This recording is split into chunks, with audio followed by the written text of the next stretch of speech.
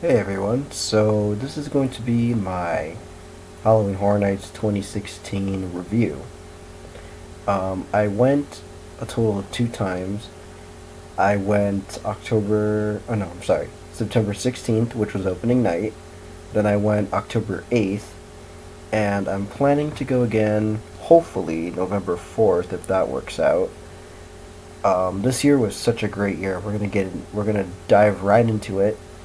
Last year, in my review, I said that last year's event was one of the best I've ever done, but this year is actually probably the best year they've ever done, ever, in the history of Halloween Horror Nights. Um, so, so yeah, it actually got, last year it got me to go twice, and this year it's probably gonna get me to go like 3 times. So that's pretty insane how well it did this year. And yeah, we're going to dive right into it. I'm going to start. Last year I started from the lower lot going up. So in this review, excuse me, I'm going to go from the upper lot all the way down the lower lot. Then we're going to review the show. And then I'm going to show you some merch. And along the way, I'll be posting pictures during the video and also adding little video clips that I filmed. Some of the pictures that I post were not taken by me, but some were. You'll be able to tell which ones are taken by me and which ones I kind of took from other sources. But yes, so I hope you enjoy this review, and let's get right into it. Alright, so first we're going to discuss the scare zone, which is the Purge. So this scare zone was basically everywhere. And so it was on the upper lot, it was on the lower lot, it was in the back lot, it was everywhere. So here it is the Purge Gauntlet of Fear. And what that was like sort of a mini outdoor maze. It was pretty awesome, if you ask me. It featured characters from all 3 Purge movies, and this was the entrance of it. Um, and then, so basically it was just people with chainsaws. It was characters from all 3 Purge movies, from the first one to election year. But I see that the main focus this year for the Purge like decorations was election year. So I'm going to show you a couple clips. The first one is going to be the scares on the Metro sets, and the second will be on the top. So enjoy.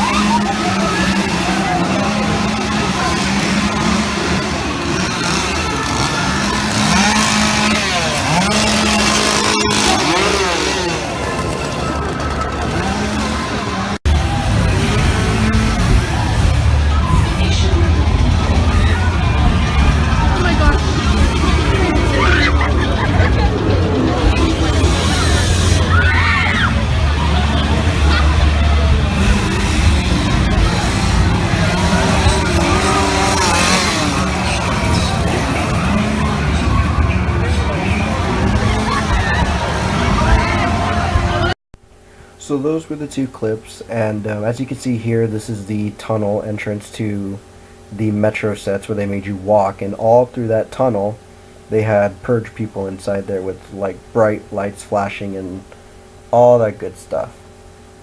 So yeah, with this being the only scare zone, I kind of have to deduct points for it, only because we've seen it before. Yes, it's a neat idea to have the Purge park-wide scare zone, but I would really like to see, multiple scare zones rather than just having one big giant one all over the park.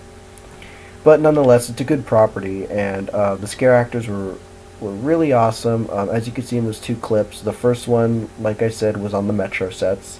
It wasn't the full walkthrough of the scare zone, it was more just me standing there kind of filming the chainsaw people.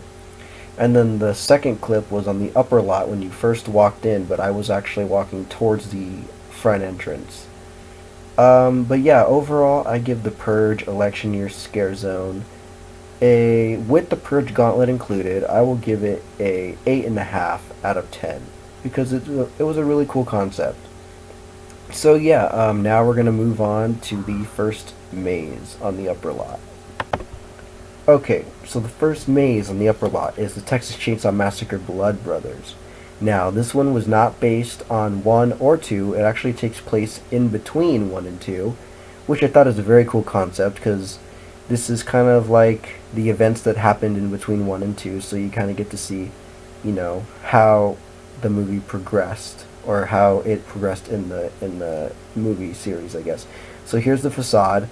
Very old Texas feel. I like that.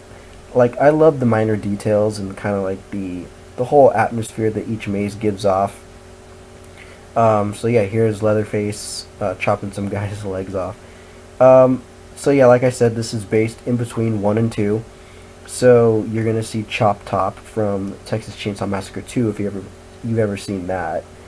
And I love there's one room that I love, and that is Leatherface's room. And here's one part of that. And like I said, I'm a sucker for minor details, and I love these details on the dolls. How he kind of puts the faces onto his dolls in his room.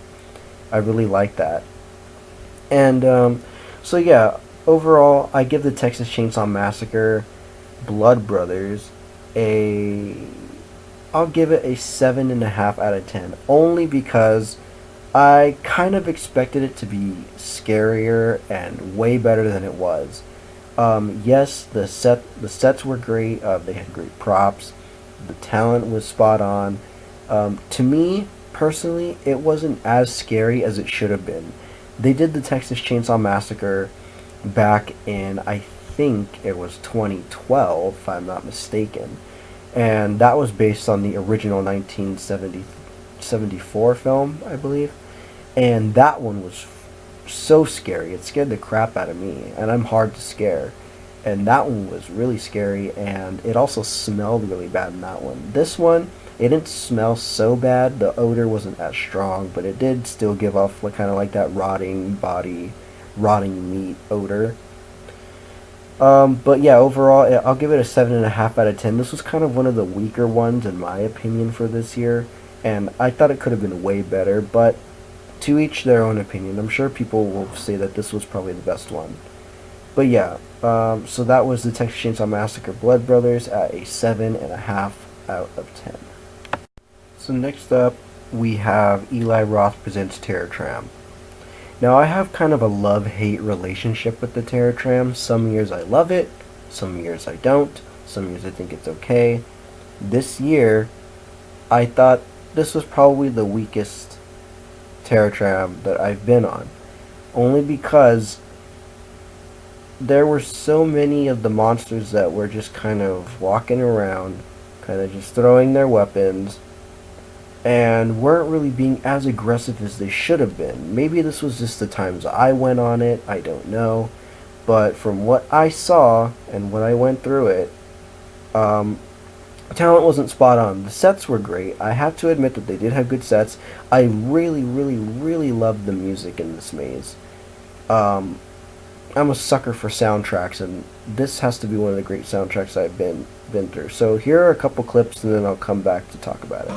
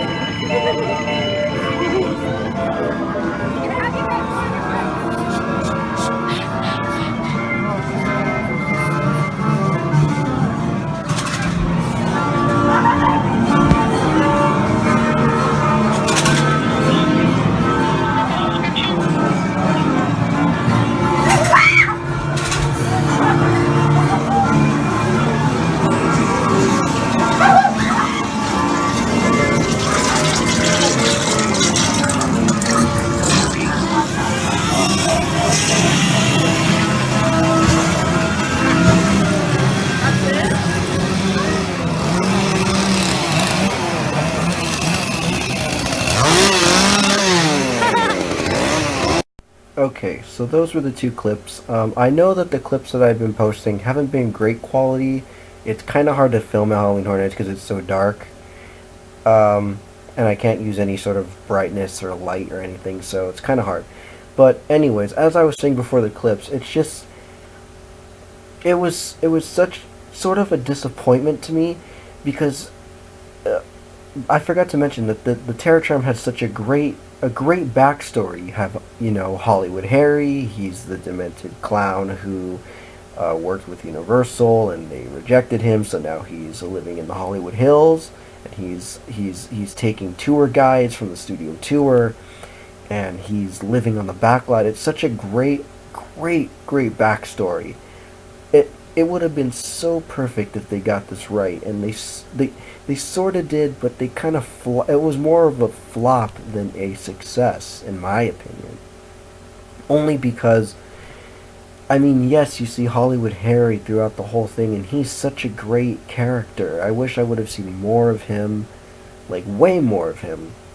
And also, I wish the sets would be great. I know with the backlot you're sort of limited. The one part I did really enjoy was the part right when you're walking like, in the area of the Bates Motel. That part had a lot of stuff, a lot of good scares. It was way spot on. There was so much talent in there, and they were all great. And I really think that they have to work on not bigger sets, but better sets for the backlot. And I know that they're limited, but they could have done so much better with this. It was the perfect backstory for a creepy killer clown, and in my opinion, it kind of flopped.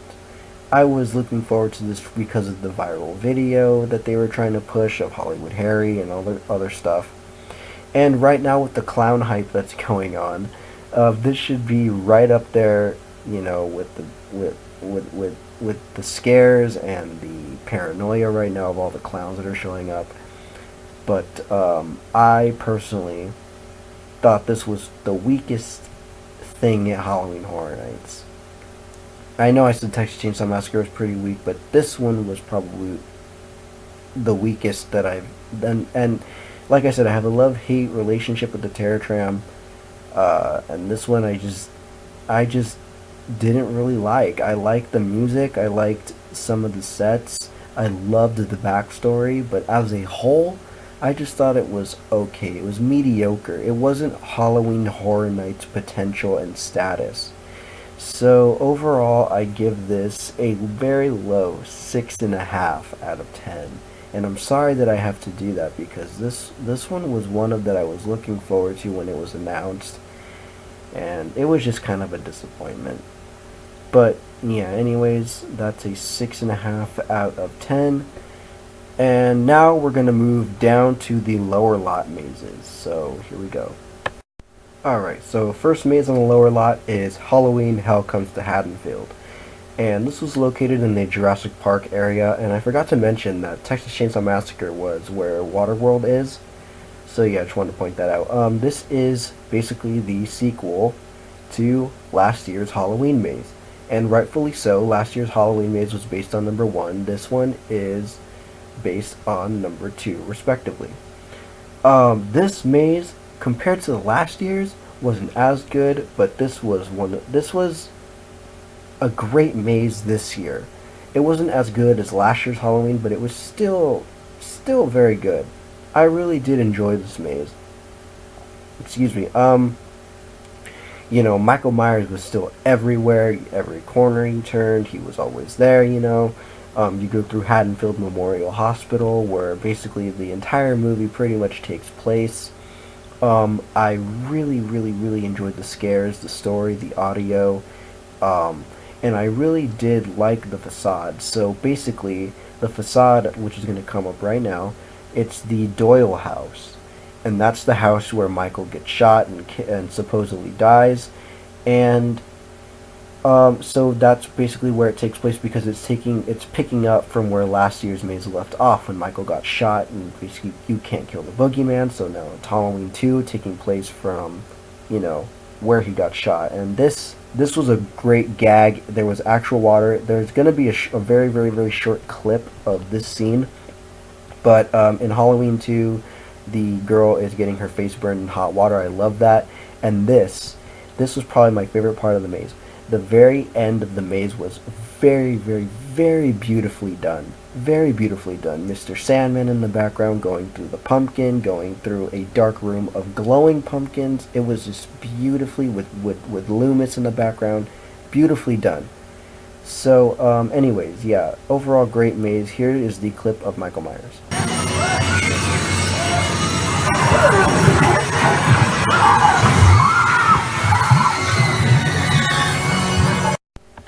So like I said, it was a pretty short clip. That's pretty much all I could really get out of this maze. I tried filming the ending. The ending is, like I said, it was just done so beautifully. The rendition of Mr. Sandman in the background with Loomis explaining basically what about Sam Hain, about Halloween, what it's all about, and it was a room, a dark room full of glowing pumpkin heads, and some of them moved, some of them didn't.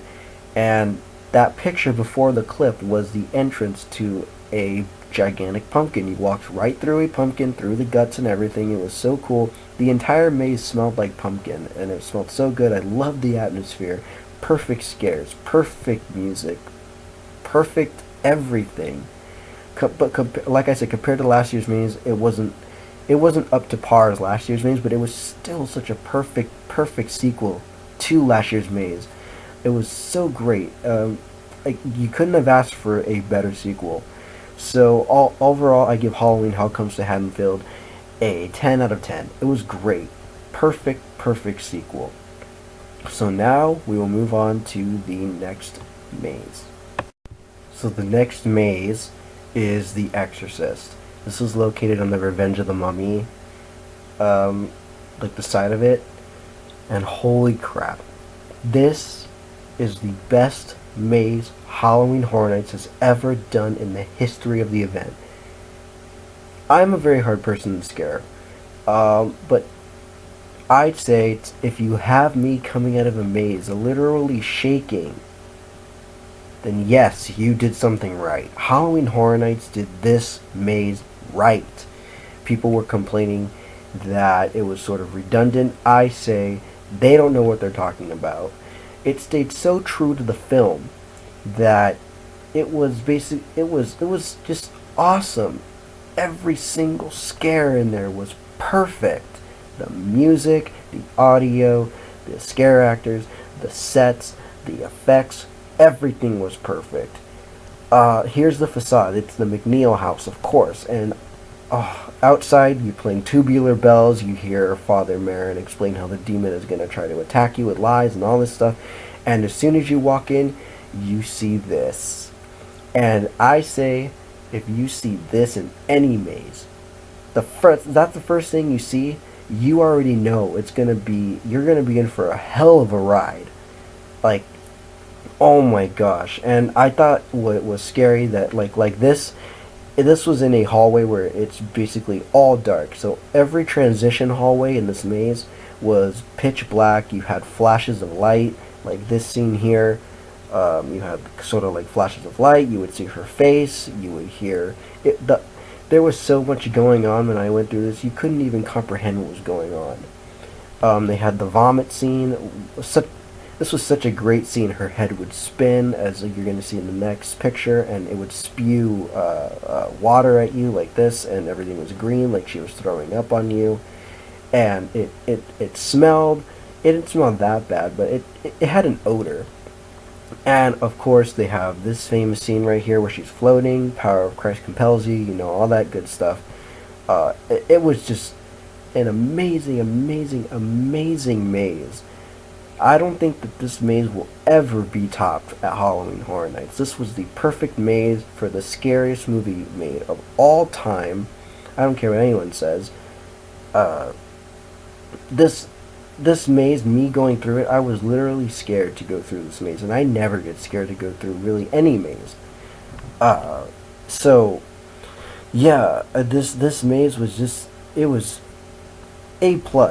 Everything was just perfect about it. Every scare, like I was saying about the transition hallways, it was sort of like You see her face on the wall, you see Captain Howdy's face or Pazuzu's face, whatever, and then someone would pop out at you, whether it be Reagan, whether it would be Pazuzu, whether it be Father Karras comes out at you at one point, where he basically gets possessed and then the demon makes him kill himself. Um, but yeah, I say this is the best maze at Halloween Horror Nights 2016. If you go again within the next couple of weeks before it ends, you need to get this maze done immediately.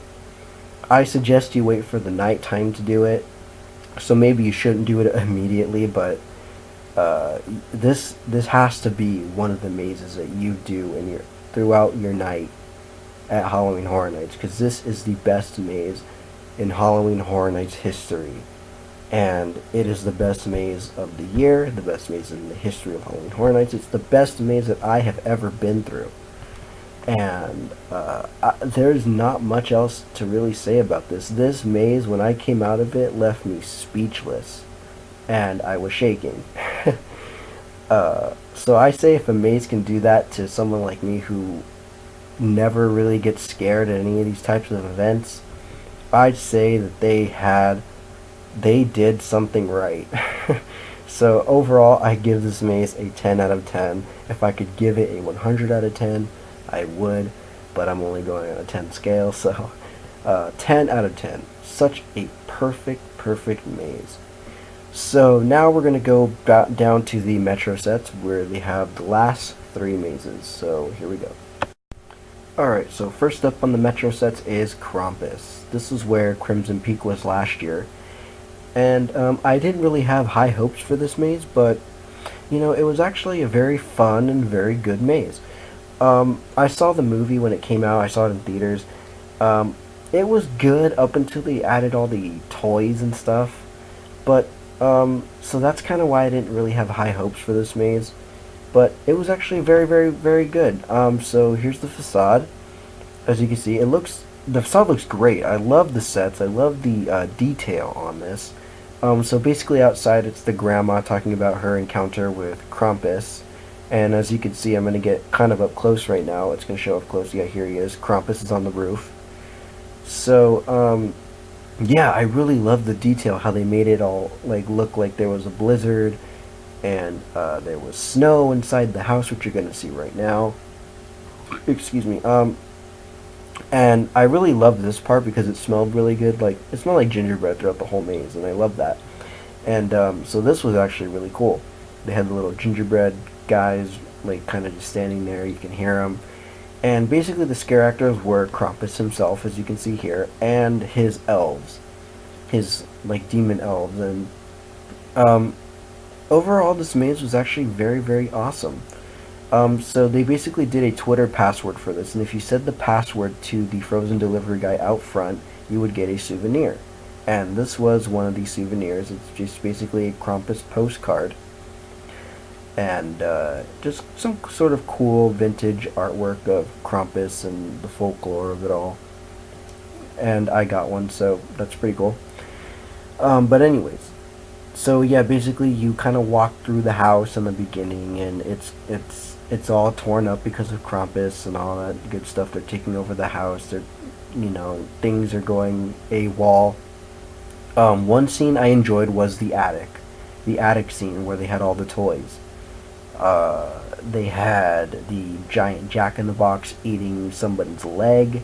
They had a messed up teddy bear that was attacking someone's arm, and at the end of that hallway there was the same teddy bear, like, you know, it was kind of in a booth, and that one actually got me. Like, it scared me the first time I went through it on opening night, because I wasn't expecting it. And then they had a doll, then they had the same kind of Jack-in-the-Box pop out from a grate, and I really like there's a point in the maze where you're supposed to be outside, and I really enjoyed how they incorporated like the transition from going inside to outside. There was the air conditioning that kind of blew and felt like as if you were going outside in this freezing cold, and there was a gigantic snowman and you didn't know which one was real or not.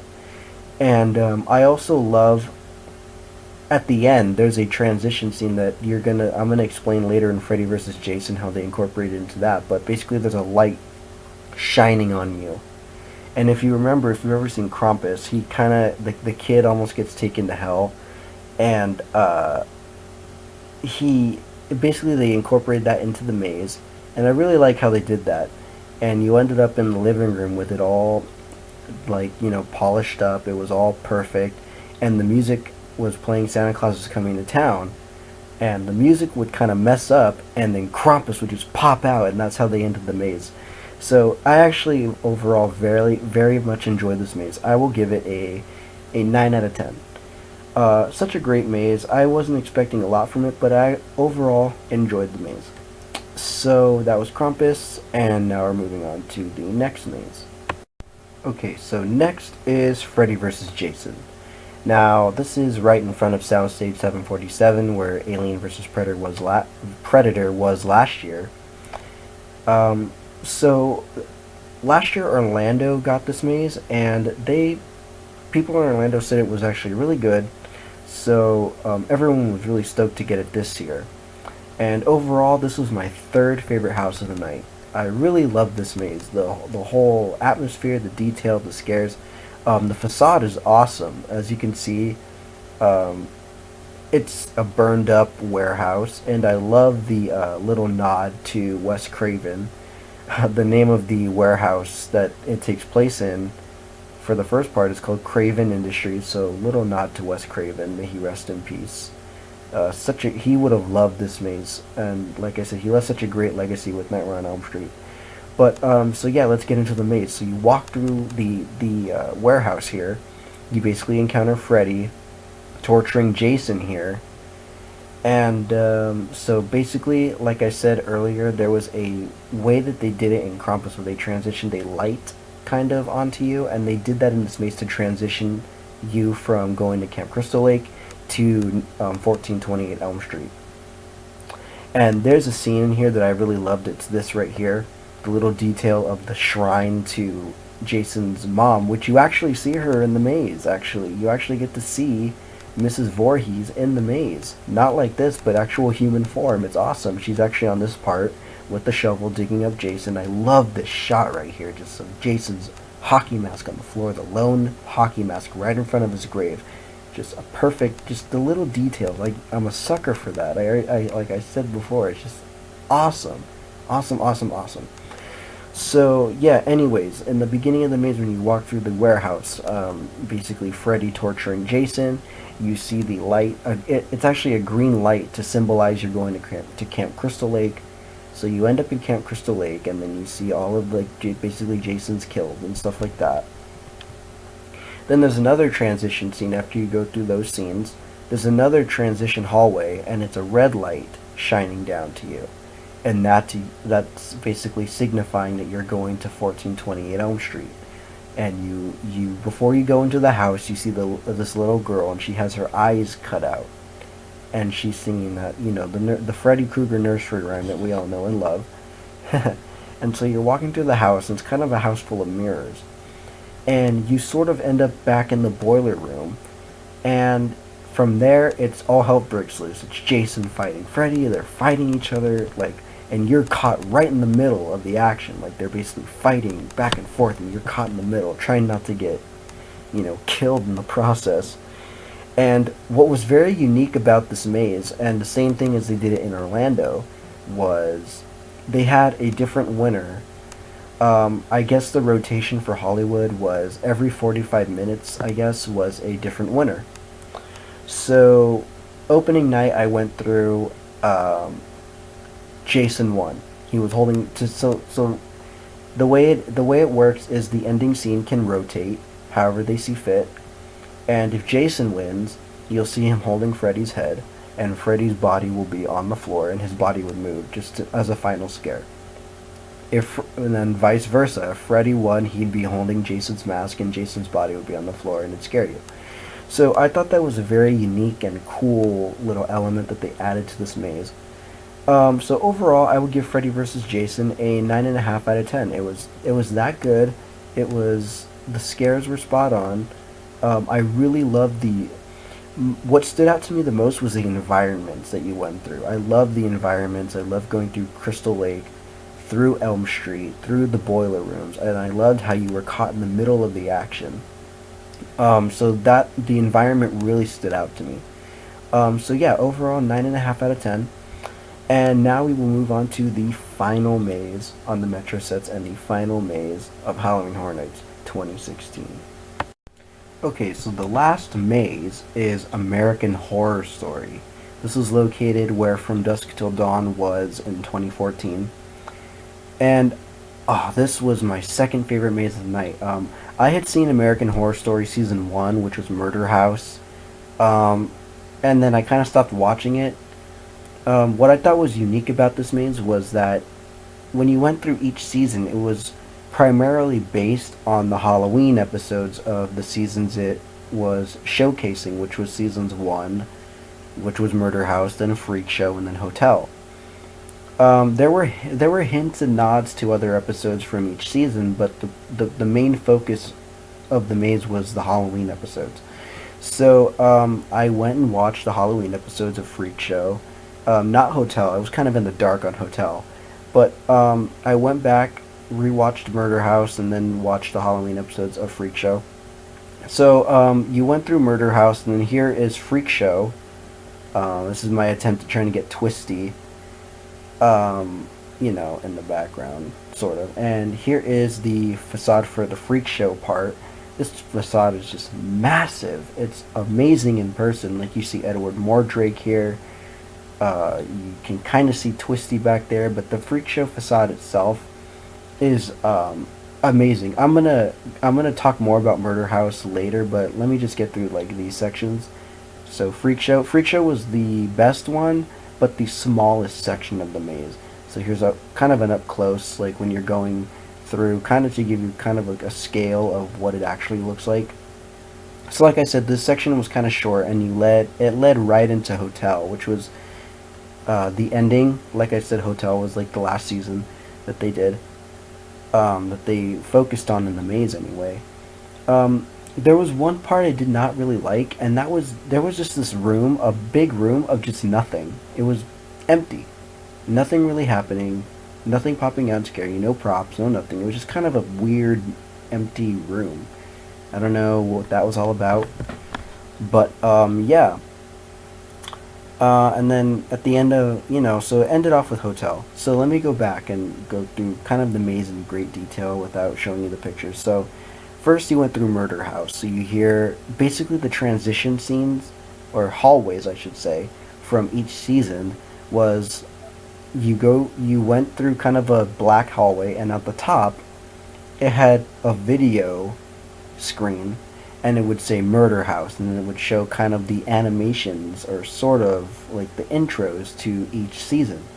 So you walk through that and you see Murder House, and you see her name's they call her Addie in the show, and she's sitting on the stairs, and you can hear her saying, you're going to regret it, you're going to go inside the murder house, basically. That's pretty much what she's saying. Like, basically, like, you're going to go in the murder house, and you're going to get killed.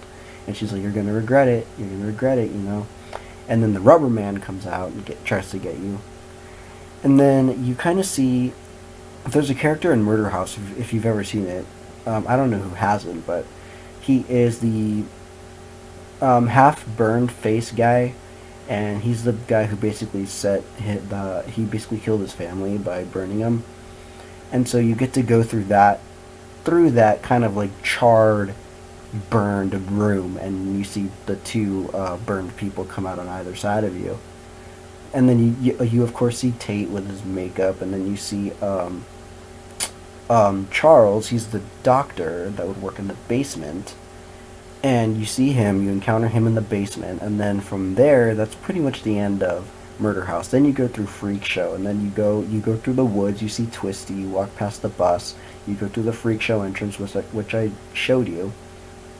And in there you see a ringmaster cutting someone in half, and that's pretty much it for Freak Show. Like I said, it was kind of the shortest part of the maze, which kind of disappointed me because most of the promotion for American Horror Story was Twisty himself, so I thought they were going to show more of American Horror Story Freak Show. excuse me, but they didn't. So from there, you went through hotel, and that was kind of that was probably the longest one because I guess it was the most recent season that just finished, and I had never seen hotel, so I didn't even know what was going on. Um, like I showed you, the person coming out of the bed when when those two girls realized that there was a foul smell in their room, and they cut open the stitching of the bed, and the thing came out.